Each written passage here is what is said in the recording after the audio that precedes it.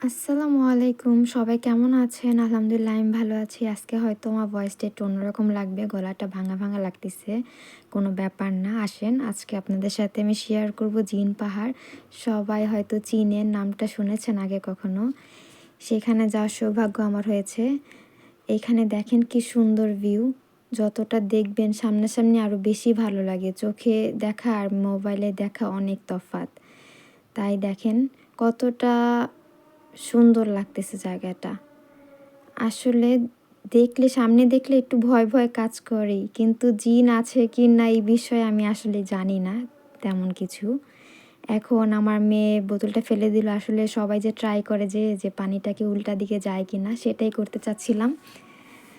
এখন আমি একটু ট্রাই করব বোতলে পানিটা বের করে। আগে আপনাদের ঘুরে দেখাই আমি চারিদিকটা। একটু দেখেন সবাই কেমন লাগে দেখতে। শুধু পাহাড় আর পাহাড়, কেমন কাটা, কাটা পাহাড় তাও।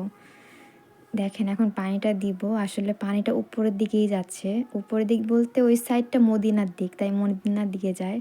এই বিষয়ে জানি না, এটা আল্লাহ মাবুদ জানে, আমরা জানি না আসলে কেন যাচ্ছে।